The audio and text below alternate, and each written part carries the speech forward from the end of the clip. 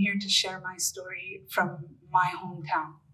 So Carcross, Yukon is located 2,000 kilometers inland on the Yukon River.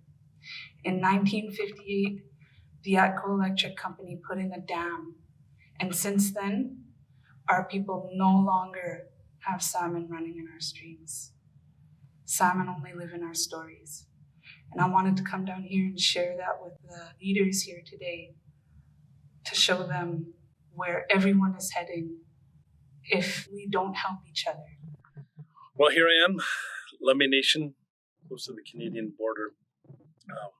These are my relations here. And I came to the conference hosted by our, of course, Lemay Nation, but our Alaskan relatives. And what we have in common is our fight for the salmon, our own river.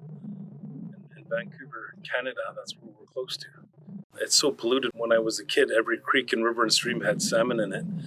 And our main river is called the Indian River. The salmon count went down to about 6,000. We've been working on that and trying to enhance it. Just one day last year, we had 1.2 million salmon in the river at once. So we're pretty proud of what we've done, but it doesn't count for all the rivers and streams in our traditional territory that don't have salmon or trout in it anymore. And I'm here to support our relations because for sure I don't want to happen to us to happen to any of them. All of these economies survive on spoiling the earth. They rely on it. And so it's a cycle that we're kind of stuck in as a society. To try to undo this thing is a pretty massive task. Let's do something before it's too late, like it's too late for me. And it's too late, it really hurts. It's hard to go through a storm by yourself in a canoe. But that's why we pull together. So that we can get to our destination. So we can get past that storm, get to that horizon where we see a future for our children. So that your children don't have to say what I say. We can come together not just for our children, but the Orcaville children that are dying over here. Just like the buffalo, all the adults protecting them. I really do imagine all of our children in the middle right here. I think of my little brother, I think of my nieces, my nephews, if we can put them first. So that your children don't have to say that my land's dead, I can't go do ceremony, I can't fish, I can't live off the land because it's dead, I can't go in the water because of the toxins. I'm hurt. I imagine what it looks like on my territory if it was alive. I don't want to see that happen to you guys. Let's paddle together. Paddle towards that future that we want to see for our children, for the next generation. I am the granddaughter of Louie Wagner, who is a Sonia Kwan, Tequati Hoots Kuru, and him and his brothers were stewards of the Unic River. Our crest is on the mouth of that river, of the rising sun. It's just a beautiful thing to be up there and be able to touch that crest where my ancestors have touched it. And my Yaya has made sure that all of us have been able to have that connection with our ancestors and to be able to have this way of life. I'll remember to this day being able to stay up late to wait for them because they would call on the VHF in the middle of the night sometimes because you have to catch the tide. The tide always has to be right to be able to leave that river. They were on their way and my Nana bundled me up and got me in the car and we waited by the Rias float. I see Martha Johnson's dance group and they're all in their regalia, their cedar hats. And as soon as we saw them right about to tie up, Martha Johnson just yelled, "Hit it."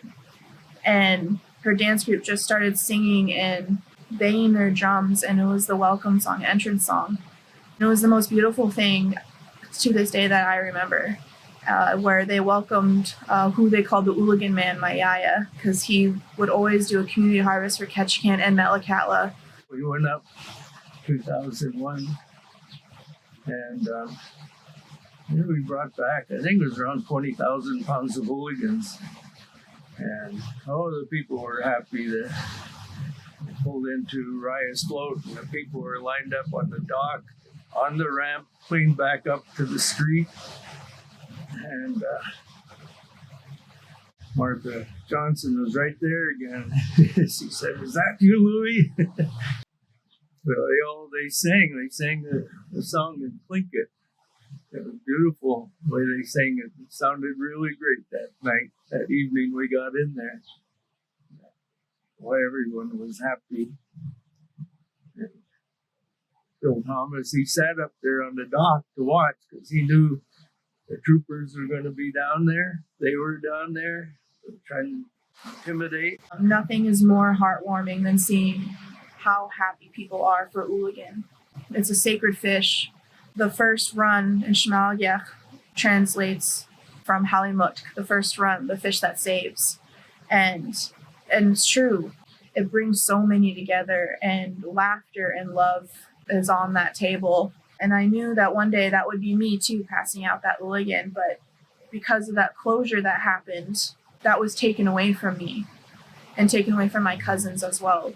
And with that 15-year plus pause, we lost a generation, and that's cultural genocide, where we don't have a generation that knows how to put up Ooligan, knows how to make the grease, knows how to smoke it, or even eat it, or care for it. I would really love to see for us to do another community harvest on that river again and see those bright smiles on everyone's faces one more time. My granddaughter and I went up this spring. We did get water samples, so we can start collecting water samples before the mines get into full operation, which will be, I think, very important. The river is so shallow, it can't sustain any extra runoff. In the territories up there, mining's a big problem.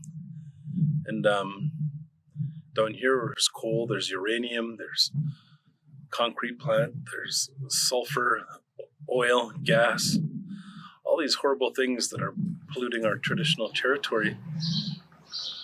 This system is able to take each one of us and make us part of the problem, because we are all caught up in the same thing. You know, we're driving, we're traveling, we're shopping, we're doing all these things that contribute to it.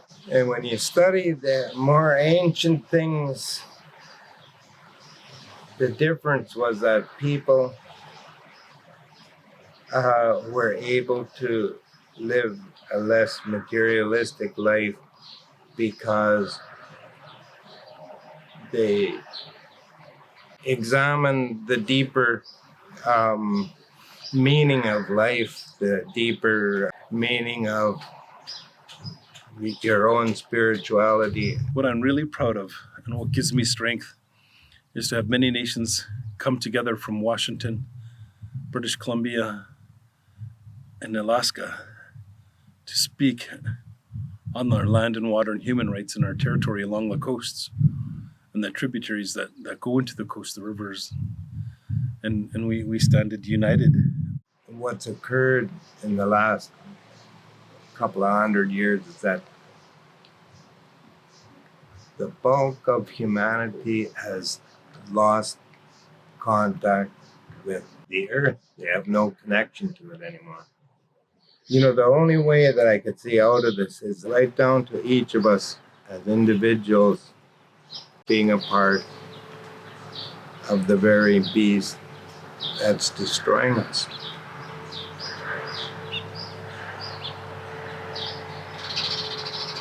I'll do my very best to make sure that the minnows, they're gonna find their way back down to you guys. Find their way back down to the oceans. I don't know how. Even if I gotta scoop them up with my hands and run them back down the other side of the dam, I'll do that. Because I feel like if I don't know, I will do what I do know. I'll do what I can. I'll do everything that I can. And when I come and visit in these other areas, I'll learn and listen, and I'll ask you, how can I help? What can I do to help the salmon in this area